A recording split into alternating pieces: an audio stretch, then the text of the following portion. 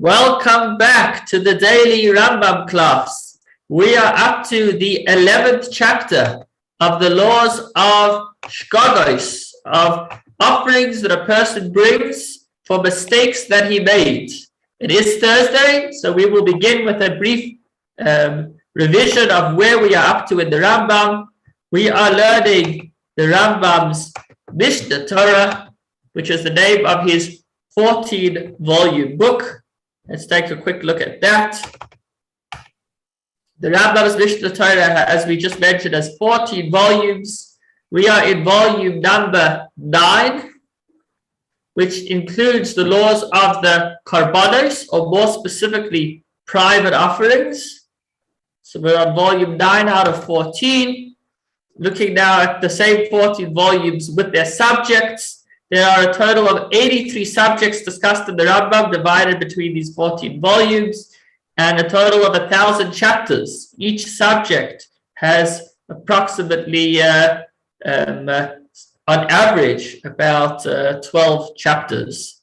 So let's zoom in a little bit more. We are learning right now the book number 9 of Karbanos. Let's open it up.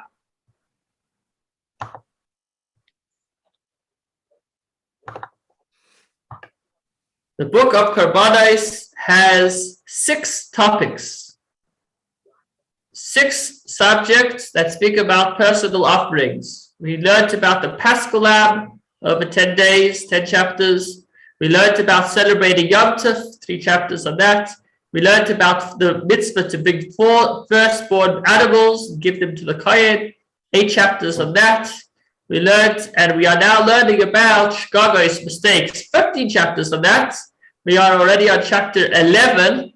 So today is Thursday, 12, 13, 14, 15. Friday, Shabbat, Sunday, Monday will be our last day learning about mistakes. And then the rest of next week we'll learn about offerings that are brought for a person to gain atonement, to once again be able to partake of the holy. And then we'll conclude with 4 chapters about Tumurah, about the prohibition of taking an offering and trying to transfer it to another, from one animal to the next.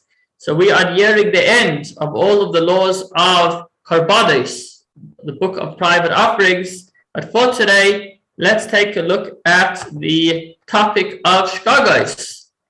So in this topic of Shgogos, the fourth topic, what had just happened? The fourth topic of the book of Karbanos, there are 15 chapters. The first 3 spoke about which sins require sin offerings. The next 4 spoke about when a person violates multiple sins. Then we spoke about a karban asham taloi, an offering a person brings if he's not sure if he sins. And we had a chapter about a specific sins that have their unique karban called the asham vadai. We had a chapter about where an offering which is determined by the person's financial abilities. It's called a karban oile v'yored, an offering that goes up and down. If a person can afford more, he needs to give more. If he can afford less, he needs to give less. And actually, that was yesterday, and today we continue with that theme, talking about making the holy impure, for which a person would bring the karban oile v'yored, and we're going to see when such a person is in fact required to bring the offering. So we are learning about if a person mistakenly made holy impure, in what scenarios he needs to bring the karban oile v'yored, the offering that is determined by his financial abilities. And then over Friday, Shabbat, Sunday, over the weekend, we'll learn about an interesting scenario where the Beis Din made a mistake. What happens then? In certain scenarios where they need to bring an offering. And the final 15th chapter on Monday, we will learn about a special offering that is brought for a special person. But for today, let's look at chapter 11 of the laws of Shgogos, where the person needs to bring an offering for accidentally making the holy unholy, or misusing it. Let's take a look at Hilchos Shgogos, the laws of mistakes, chapter 11. Here we go. Halacha number 1. There's a difference with regard to inadvertent violation of the prohibitions against, and he gives a few scenarios, entering into the temple, which is holy, or partaking of the holy while ritually impure, that does not apply with regards to other transgressions publishable by Koris. In simple English, what it's just said is that in the particular sins that we speak about here yesterday and today, which is where a person undermined that which was holy because he was impure and he entered into the temple, or he was impure and he ate holy sacrificial meat. So he sinned. It was a mistake, but he sinned nonetheless. And we're going to see that in this particular sin, he does not need to bring an offering unless he was aware of the sanctity of the space and his disqualification, his impurity originally, and only subsequently he forgot, he lost his mind, and then he remembered. So I'm just sharing this with you outside, we'll see it in a moment inside. Only then does he need to bring an offering. If a person by mistake ate a piece of non-kosher meat, right? Unfortunately, it has a negative effect on his neshama, his relationship with Hashem, but thank God in temple times, he would be able to bring an offering. So even if he never knew that the meat was not kosher, he thought it is glut kosher of the highest level. I don't see the text, Rabbi. Yes, I'll reshare it when we go into. Okay. First sharing outside and then we'll look inside. Okay. Somebody just told me that there's an old butchery in Warm Baths that still has on it, on the window, letters that say kosher. You can imagine that in 2022, it's not exactly selling kosher meat. Anyhow, somebody went and he thought he bought himself some kosher food, some kosher meat, and it turns out that it wasn't kosher. Did he ever know that it was not kosher? He never knew. He thought it was always kosher. Does he have to bring an offering? Absolutely. I understand you didn't know, but damage has been done, and now you need to bring an offering to rectify the situation. So even if he never knew about the situation beforehand and he only found out about it afterwards, still the damage has been done and he needs to bring an offering. Not so when it comes to the korban oila v'yodeh, the offering that goes by financial means, which a person brings when he was impure and he engaged with that which was holy. Here we say that the person only brings a korban if he originally knew of the situation, he subsequently forgot, and then he remembered. But if he originally did not even know about the situation, he is exempt from an offering. Is that clear? Let's see that inside the text.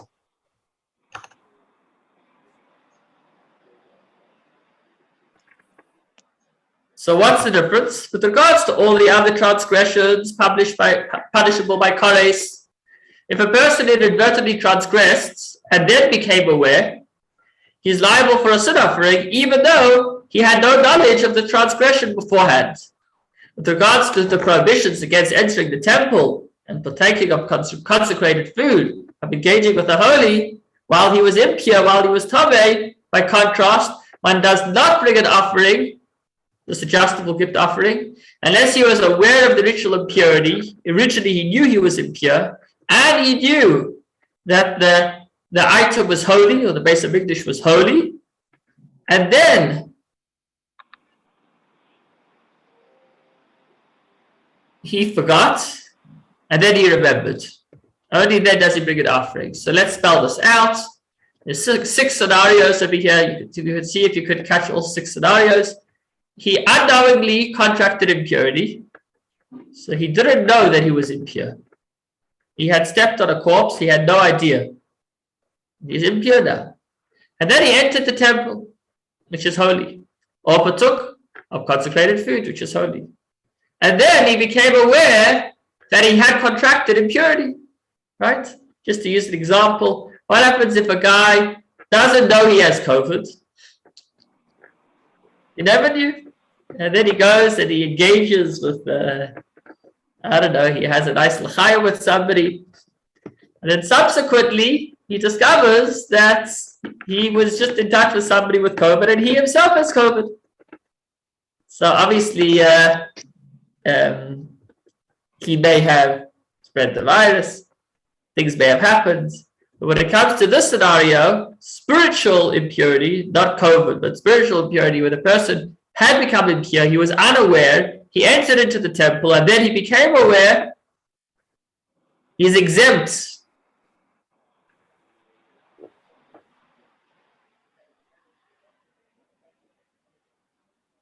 So sorry, let's just read it inside. He contracted impurity unknowingly, and then entered the temple or had sacrificial foods. And then he became aware that he was impure, and that he had eaten the items while he was impure, or entered while he was impure, and that it was consecrated food, and he ate, or the temple that he that the food that he ate was holy, or the temple that he entered was that he had entered the temple. So in all these scenarios, he is exempt from the obligation to bring a sacrifice, because he is not obligated unless he knew that he contracted impurity and that it was consecrated food or the temple before he entered or ate. Why that is, I'm not sure. We'll see soon that the Torah says so, but I'm not sure what the logic behind it is, at least any logic that Hashem has revealed to us. What is implied? He contracted impurity and became aware that he had contracted impurity. So when would he need to bring an offering? If he became impure and he knew he was impure, and he knew that this was the temple, or that this food is holy. Subsequently, he had a lapse of awareness regarding the impurity, forgetting that he was impure, and then entered the temple and ate consecrated food, knowing that this was the temple or that this was the consecrated food. Or either he forgot he was impure and knew that it was the temple or that it was holy food, or alternatively, he knew he was impure, but he forgot that this was the temple. I don't know how he managed that, but he somehow forgot that it was the temple, or he forgot that it was holy meat. And then he entered and partook of the meat. Or he acted inadvertently or forgot that he contracted impurity, and also forgot that it was consecrated meat, or that it was the temple that he had entered and he ate. And then he became aware of that which he had forgotten. He needs to bring an adjustable gift offering, a korban olam v'yored, this financially adjusted offering in all these 6 scenarios. How do we know that this is the law? In other words, why is it that when it comes to inadvertently engaging with the holy while impure, he had to have known originally that he was impure and that it was holy, which is not so by all other sins? Because with regards to other inadvertent transgressions, all the Torah says is acting in violation of one of the commandments of Hashem that forbids an act to be performed, that he was guilty, or if the sin that he had committed becomes known to him. So all we hear is that he sinned and then he found out. Meaning he's liable if he ultimately found out of the transgression, even if he never knew about it originally. With regards to entering the temple or having holy foods while impure, the Torah says, and it became hidden from him, he became aware, and he became guilty. So if it says it became hidden from him, it sounds like it only became hidden from him, meaning he already knew about it beforehand. And then he became aware again. He became guilty. He ultimately had knowledge. Thus, we have learned that he must have awareness initially and ultimately, and only a lapse of awareness in the interim.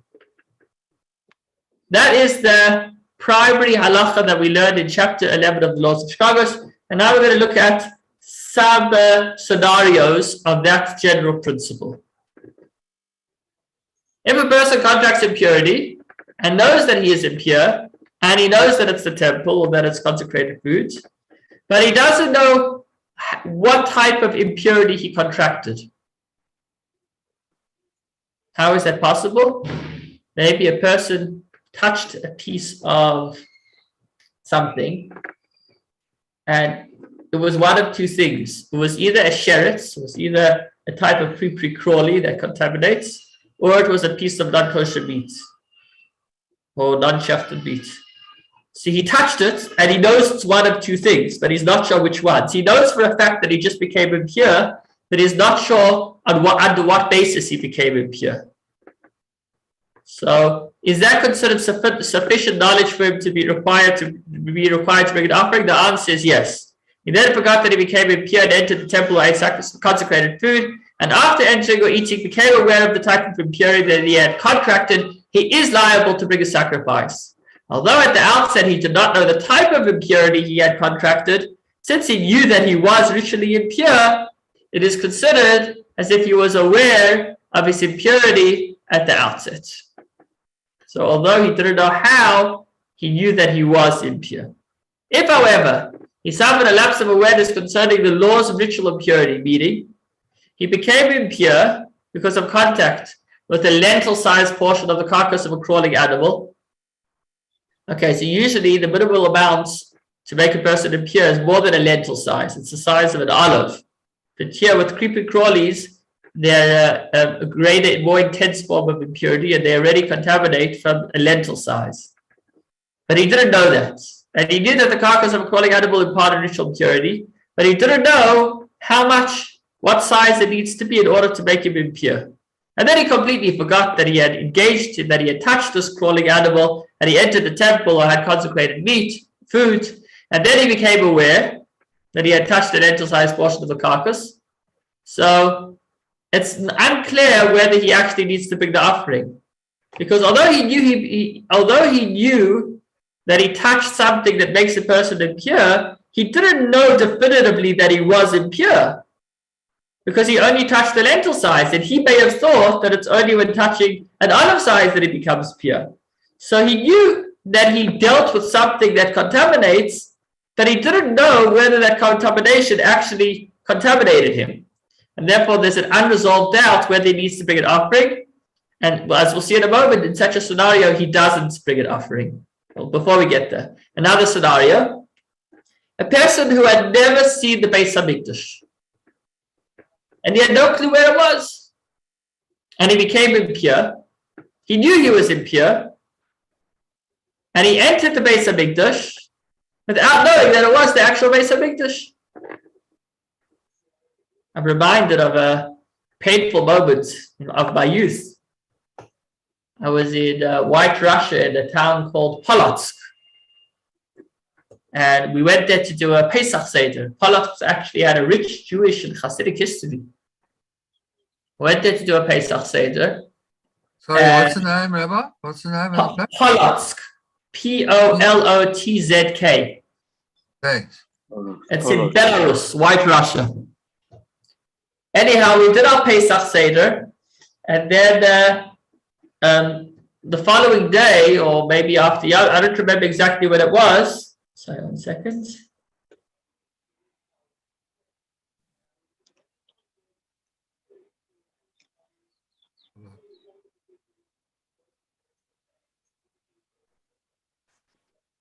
And the following day, the head of the community, which I don't know if he was even Jewish, he decided to give me a tour of the city. We went for a walk around Polotsk. And then I see there's this big religious building. He says, "Come inside, it's a beautiful building." I said, "Definitely not. As a Jew, I'm not allowed to walk into a church." It was through a broken English. But he told me that, no, it's not a church. It's not a church. It's a museum. It's not a church. So, up and down. Anyhow, eventually he won me over. And I started walking inside, and then I very quickly realized that it is a church, and I ran out. So that's what happened. But in this scenario, the person on a pub walk talking about the holy, on the flip side, lahavdil, this person entered into the Beis Hamikdash, into the holy temple. But he had no clue that it was actually the holy temple. He had never seen it. And then afterwards, he remembered that he had contracted impurity, and he became aware that this was the temple. So remember, we said that in order for a person to need to bring an offering, he needs to be aware at the beginning and then unaware afterwards. But since this person knew that you're not allowed to enter the temple, but he actually didn't know what the building in front of him was. He didn't know that the building in front of him was the temple. I don't know how he managed that, but that's what happened. So since he never ever knew that this building was a temple, but he did know you're not allowed to enter the temple when you're impure. So did he know or didn't he know? He knew, but not completely, because he knew that you can't enter the temple, but he didn't know where it was. So again, there's an unresolved doubt if the knowledge that there is a temple in the world is considered as awareness of the temple, or it is necessary for a person to know of the temple's place. And in these scenarios where he had a little bit of awareness originally, but we're not sure if it's sufficient awareness, the Rambam says, it appears to me, which means that this is something that's not clearly stated in the Talmud, it's something that the Rambam is learning using his own abilities, or maybe divine inspiration. It appears to me that if he's in doubt whether to bring an offering, he should not bring an offering. Why? Because if he brings an animal, and it turns out that he did not need to bring an animal, then it means that the animal he's bringing is actually not a korban, it's not holy. And you're not allowed to walk into the Beis HaMikdash with your dog, or for that matter with your cow. The only thing that enters the temple is something that's going to be offered as an offering. A few weeks ago, we went to Mishlanga for 2 nights, and decided to take my kids to see the port. Thought it's quite a fascinating thing for kids to see, because we were talking a lot about ships and ports and trains. Anyhow, I put into the GPS, I searched for the port in Durban, and we drive down there, and we're following the GPS, and it's quite fascinating. All of these huge trucks loading up, and cranes and ships. It's amazing. And we're just following the GPS. I just put in port, so it was taking me to a particular port. Until eventually we're on a road, lots and lots of trucks, and then a person stops us, and he says, I don't know what his words are, but basically if we went any further, we may have found ourselves in China. At that point, it's for people that are going in and not coming back. So, security is very hard now in ports. Okay, so you don't go there unless you belong there. The same thing goes for the Beis HaMikdash, Lavdil, that you don't bring an animal unless that animal is actually an offering. Now, if this person is actually not required to bring an offering, then it means the cow that he's bringing is actually just a regular cow. It's not an offering. It's not meant to be elevated on the altar. And that would be forbidden. It would be violation of the law. You can't go for a picnic in the middle of a port without ending up in China or wherever it may be. So therefore, the Rambam says that if a person is not sure whether or not he's required to bring this particular offering, then he should not bring it. He asks, how is this different from a sin offering of a bird, which we said a person does bring when he's not sure whether or not he is actually required to bring it? He says, because that particular sin offering of the bird is a necessary step that he needs to take in order to gain atonement, in order to be able to once again eat holy meat or enter into the temple. It's a necessary step to help him come back to his status of purity. As opposed to over here, this offering is not an offering of atonement. It's not an offering that helps a person reach a certain status. It's not holding him back from anything. And therefore, when in doubt, go without. See, we're running out of time. We'll try to run through this quickly. When a person contracts ritual impurity in the temple courtyard, so he's in the temple courtyard and he becomes impure, and he would have to bring the above mentioned offering. So in order to have to bring that offering, he needs to initially know that he contracted impurity and that he is in the temple, and then afterwards, he forgot that he was impure, but he remembered that it was the temple. Or he remembered that he was impure, but he forgot that it was the temple. Or he forgot both. He forgot he was impure and he forgot he was in the temple. When he regains awareness, then he should bring that offering, the adjustable gift offering. As long as he waits the minimum amount of time, as we explained in Hilchos Beis HaMikdash. only once a person is in the base of Mikdash for the amount of time that it takes to bow down, does he violate the law to be required to bring an offering. Okay, here's a more specific scenario. He intentionally made himself impure, but he didn't intentionally stay in the courtyard for the minimum amount of time specified. See, so he was in the courtyard, he was in a place of holiness, in a state of impurity, but less than the amount of time it takes to bow down. So there's an unresolved doubt whether he needs to bring an offering. Because when we speak about it, a minimum amount of time, is that only for somebody who accidentally became impure, then there's a time frame? Or does it also apply to somebody who made himself impure? So since we're unsure whether or not he needs to bring an offering, he does not, as the Rambam mentioned. There's also an unresolved question if an impure person suspended himself in the space above the temple courtyard. He went skydiving, or not quite, because then he would be on the ground. But he went maybe, what do they call it? In Cape Town, off Table Mountain? Or he went, what do they call it when you jump off the mountain? About the Empty. talking about the glider. Paragliding. If he went paragliding into the space of the temple, he went paragliding, but he didn't land. He managed to paraglide and dip into the temple courtyard and then continue on his way.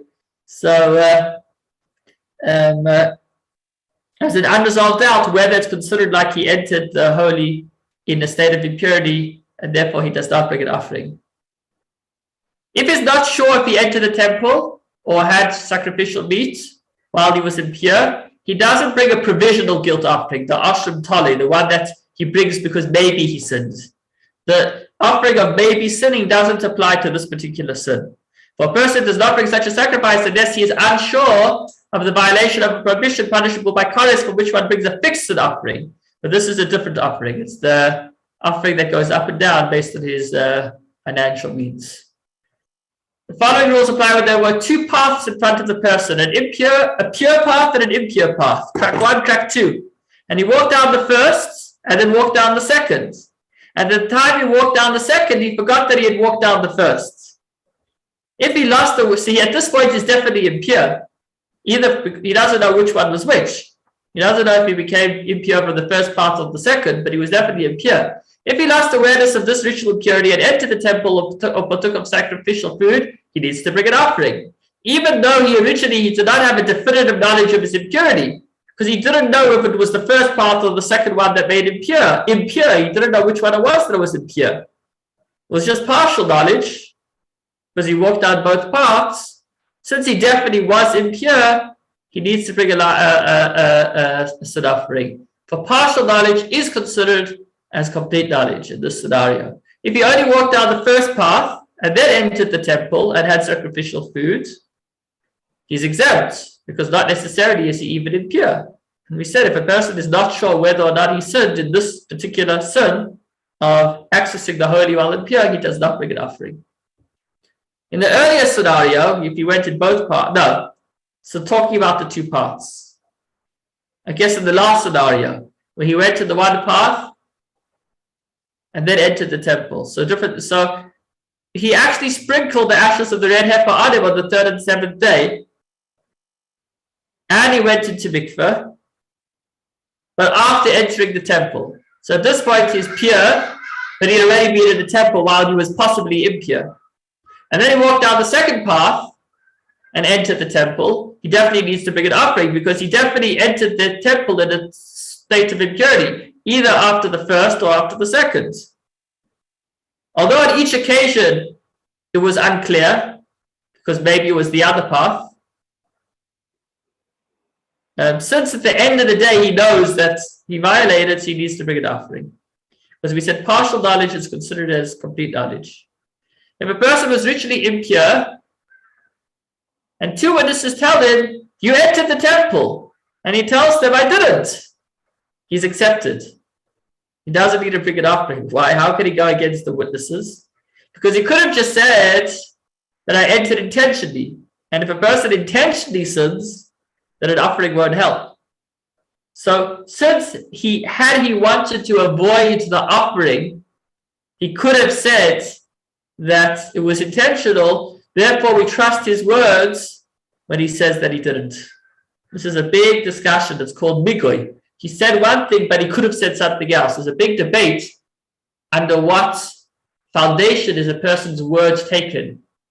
Is it because we trust him, or is it because whatever argument he makes, it's as if he made the other argument? But that's definitely not for this particular Rambam shir. It's a famous debate for those that are immersed in Talmud study. The following rules apply if two witnesses tell a person you were impure when you entered the temple, and you contracted ritual impurity in our presence, and you knew you were impure. Even though there was an interim of many days between the contraction of impurity, which they testified about, and his entry into the temple, and so he could have said, I already went to mikvah, I became pure again in between. Since he denies the statement of the witnesses and says, I never became impure, so here the statement of the witnesses is accepted. He's not believed, and he needs to bring an offering. Why?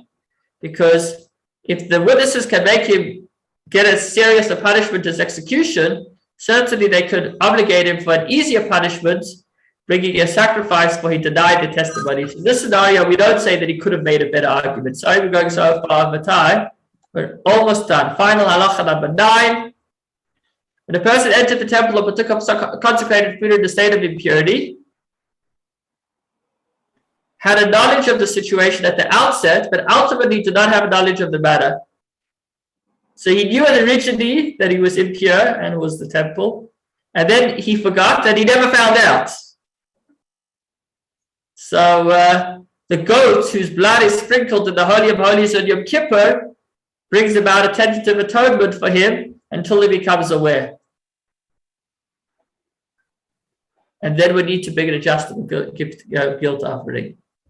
So if a person knew he was impure, and then he forgot, and he never found out, he never remembered once again, so the goat of Yom Kippur atones for him until he finds out.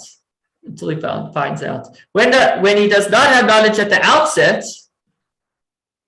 so then we said he doesn't need to bring an offering, right? The goat offered in the temple courtyard and Yom Kippur together bring about atonement. And if he did not have knowledge neither at the outset nor at the end, then the goats offered on the festivals on Rosh Chodesh bring atonement. That's why he doesn't need to bring an offering. One purposefully entered the temple or partook of consecrated food while impure, so he did it intentionally, in which case he can't bring an offering. The bull offered by the high priest of Yom Kippur brings about atonement if he was a kohen. But if he wasn't a kohen, the blood of the goat which is sprinkled on the Holy of Holies of Yom Kippur bring about atonement. As the Torah says, and he shall atone for the holy place because of the impurity of the children of Israel. I assume this is provided that subsequently he regrets his sin. So he can't bring an offering because it was intentional, but subsequently he really regrets it. So then the different offerings that were brought on Yom Kippur would come to his atonement. And now for the quiz. 2 witnesses tell an impure person that he had entered the temple and he denies doing so. Is he obligated to bring a sin offering? So they say he entered and he says, I didn't. No, because he could have said that it was intentional. Well done. If there are 2 paths, one pure and one impure, and a person walked along one of them and then entered the temple, is he obligated to bring a sin offering? No. No, because he may have never been He impure. didn't know. Oh, So not just he didn't know, it could be he never actually became impure. yeah. We don't know which path was pure and impure. He only went in one of them. True or false? One who is unsure if he ate consecrated foods in a state of impurity should bring a provisional guilt offering at Asham Tali. False. False. We said that this is one sin that is an exception. He cannot bring it provisionally. Finally, number 4, if one entered the temple not realizing that he had contracted impurity beforehand, What sacrifice should you what bring? sacrifice should he bring? Huh? Provisional. I would think none, because he never knew about his impurity at the outset. Maybe sin or No, I guess maybe he knew about it originally and then he forgot. Number 1. The regular, What is the third? We can't even see. What's the third answer, Rabbi? Yeah, we can't see. Can't see it. I say number. So you read number 4. Number 3, yeah, that's the third answer. Yeah, The third answer of number 4. third option. The third Oh, option. sorry. You couldn't see it. That's why I got it wrong, because it didn't make sense to me. He's exempt from bringing any sacrifice. Okay, that makes a lot of sense. Yes, that's Yes, yes, yes. Okay, I didn't see that answer. Number Fine. 3. Okay, thank you so much for joining. Wishing you